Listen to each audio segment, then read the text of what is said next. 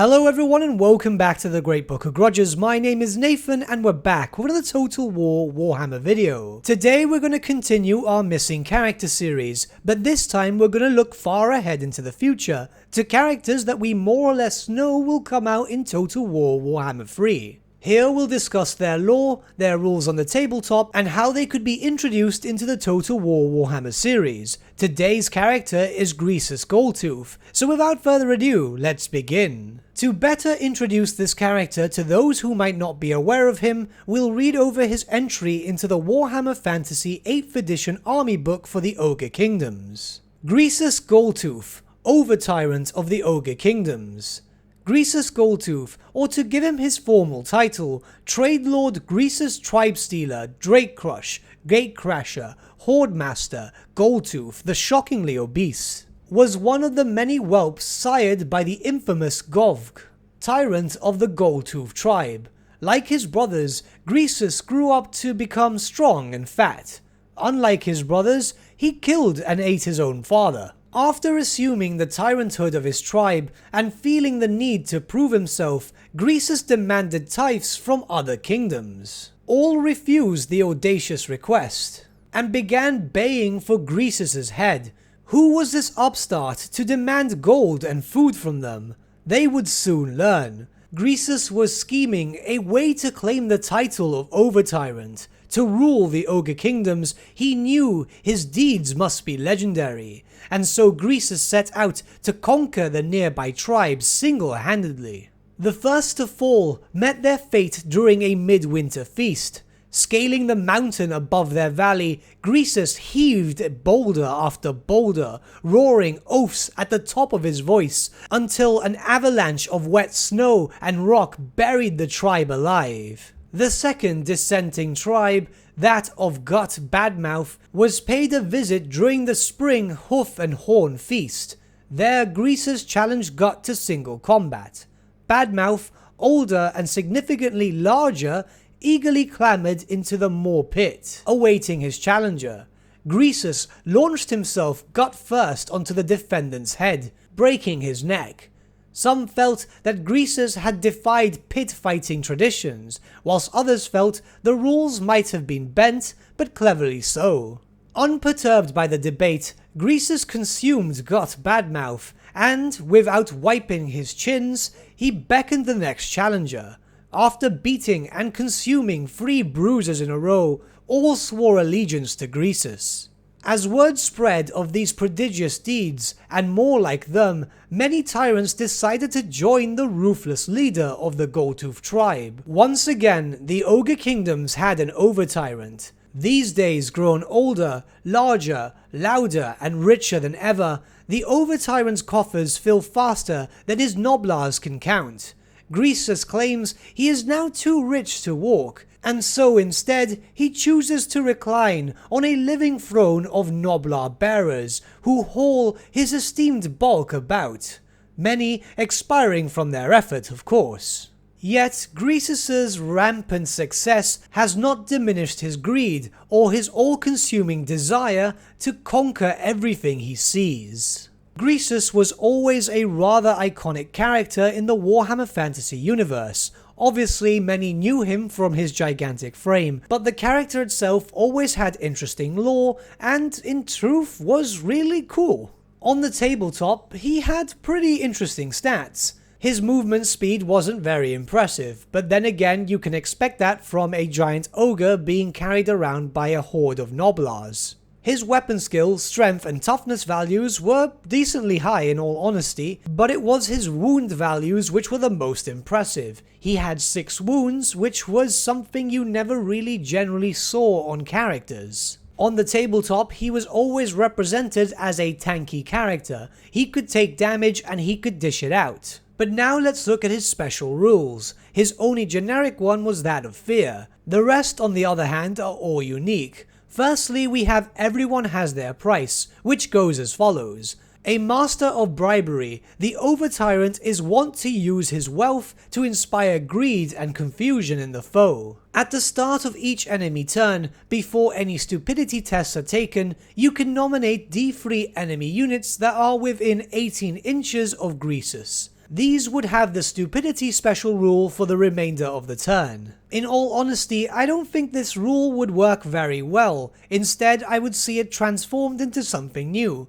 where Greasus would have a special ability known as Everyone Has Their Price. This could be possibly casted on an enemy unit, and what would happen is that enemy unit would then start attacking its own allies for a certain period of time. This special ability may only have 2 or 3 charges, but it could be quite fun to use in the battlefield. Next we have Horde Master, which goes as follows. Unless Greasus is fleeing, all friendly units within 18 inches of him, including the Over-Tyrant himself, add +1 to their combat result scores and automatically pass rally tests. Essentially, what it means is that the ogres had a larger chance of staying on the battlefield and winning combat resolution. This could make them potentially very deadly. Well, more deadly than they already were. The Ogre Kingdoms themselves were a very powerful race in the Warhammer Fantasy tabletop. So how could this be translated? It could be that Greasus could have a map-wide leadership bonus to all the ogres in his army. Maybe not just the ogres, but in general of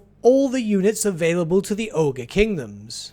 This would make Greasus's army less likely to rout when in battle. It doesn't have to be a massive amount of leadership bonus, but enough to be noticeable at least. It could also be that whilst Greasus is still alive, any Ogre Kingdom's units in his army that are within a certain range would be considered unbreakable. This might be considered a tad overpowered, but you have to take into account 2 things. This would only affect Greasus's own army, and secondly, it's quite easy to snipe out characters. I'm assuming it would be easier so to snipe out a massive ogre. But with that being said, now we look towards his special magical items, the first being the Over-Tyrant's Crown. This is a talisman. The Over-Tyrant's Crown gives Greasus a 4-up ward save. In addition, Greasus and any unit he joins are now granted the Immune to Psychology special rule. So how would this work in the tabletop? Simply enough, an increased ward save, maybe some extra armor, as a crown is a piece of armor, not a talisman. I'm not too sure why it's referred to as such on the tabletop book. And obviously immune to psychology, which is also a rule in Total War Warhammer. This could also provide a special ability, which would give units within a certain area of Greasus the Immune to Psychology special rule for a small amount of time. And lastly we have the Scepter of the Titans, a magical weapon which made Greasus far more powerful in close combat than he already was. This would naturally increase the melee attack damage and weapon strength of Greasus himself. In an interesting way to also introduce this weapon, it could give Greasus a one-off once per battle ability known as Wallbreaker, where on melee damage he could do a large amount of damage to a wall. Provided of course if ogres are given the ability to attack walls like if they were attacking gates, which makes sense for them considering they're a mostly monstrous unit army which would not be able to climb up walls, unless anything changes of course in the siege rework. This also makes sense lore-wise considering that the lore around the weapon is that Greasus himself is imbued with the strength of a Sky Titan. Now Greasus is a character who's known for his immense size, and thus, in my opinion, he should always be mounted upon his Gnoblar throne. In no way, shape or form should he be walking, considering the fact that anything known in his lore is that after he became a tyrant, he just got fatter and fatter. Obviously this character, being of such an immense size, and having such a high health pool in the Warhammer tabletop, Greasus himself in Total War Warhammer should have a massive health pool.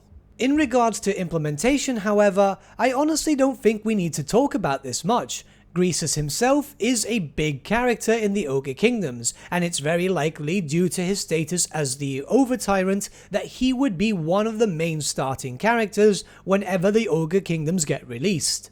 As we've always seen the faction leader of each respective race coming alongside their release. But what do you guys think about Greasus Goldtooth? And how would you guys see him implemented into the Total War Warhammer series? Let me know your thoughts in the comments below, and let's start a bit of a discussion. But with that, my friends, we've come to the end of our video. Thank you so much for watching. If you did enjoy the video, might I suggest giving the video a like, or even subscribing to the channel, as it really does help us out.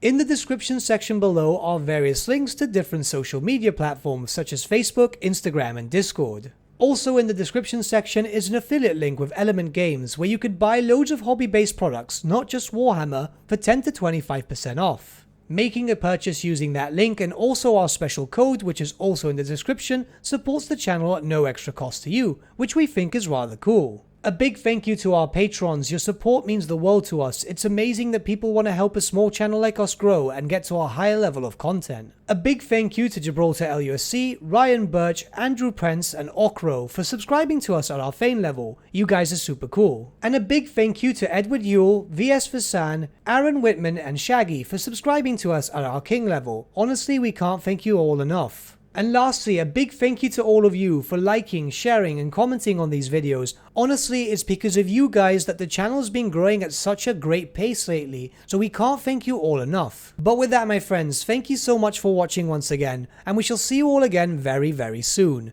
Have a good day.